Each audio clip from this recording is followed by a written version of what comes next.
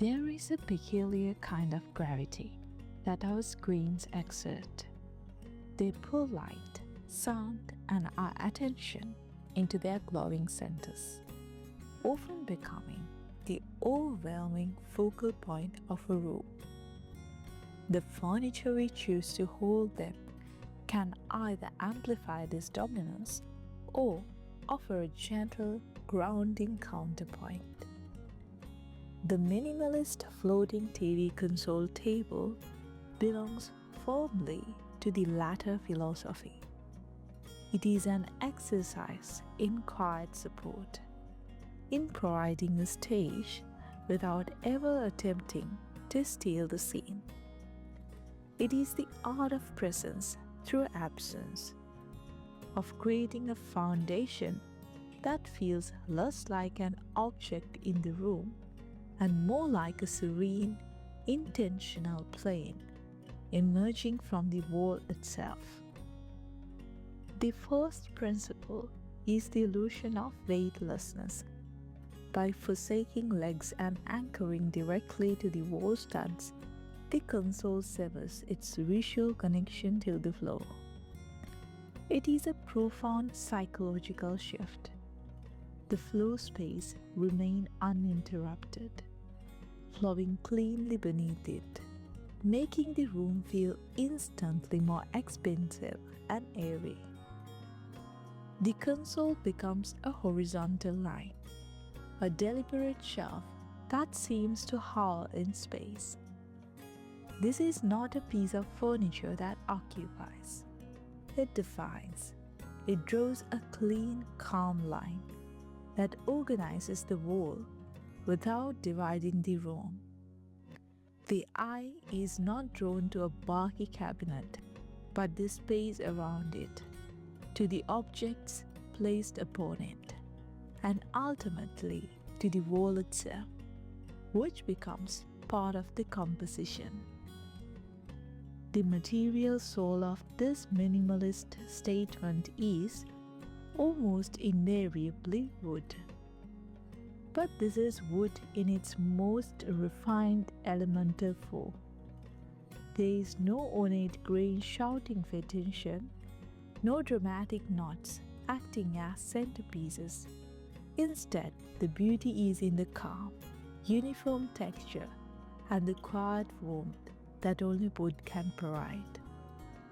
A console crafted from smooth pale maple or ash brings a sense of light and clarity. Its fine, consistent grain acts as a soft, neutral backdrop, a whisper of nature that soothes rather than stimulates.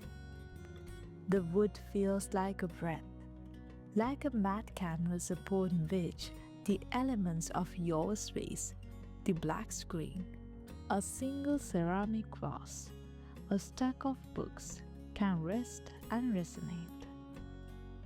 For a deeper, more grounding presence, one might choose oak with a wire brushed or lightly sanded finish, where the grain is visible but subdued, offering texture without chaos.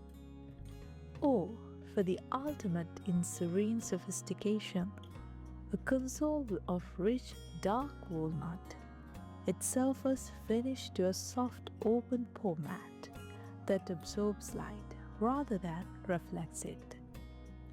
This creates a profound sense of calm, a dark tranquil pool that makes the floating effect even more dramatic, as if a slice of shadow has been neatly extracted from the wall and suspended in midair. The form is an exercise in reduction. The silhouette is a simple, elongated rectangle.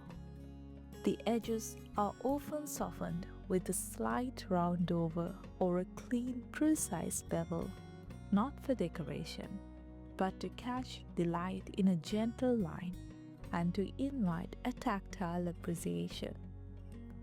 Depth is carefully considered, just enough to hold necessary components, but never so deep as to feel bulky or intrusive. Sometimes the design incorporates a discreet recessed channel at the back for wires, a thoughtful detail that solves the modern curse of cables without a single visible clip or tie, preserving the purity of the line. This is the furniture that demands curation. It does not offer the hidden caverns of a traditional media center, begging to be filled with forgotten DVDs and tangled cords. It offers a plane, and on that plane, you are invited to place only what is essential and beautiful. The television, of course, becomes a black rectangle on the wall. Beneath it, perhaps a single low-profile soundbar. And then, the careful selection of perhaps 3 objects: a shallow stone bowl, a solitary sculpture branch in a slim vase, a small stack of art books aligned with the console's edge. Each item is given room to breathe, to matter. The console itself recedes, becoming the tranquil feel that gives these few chosen objects meaning and focus. In this way, the minimalist floating TV console performs a quiet act of domestic alchemy.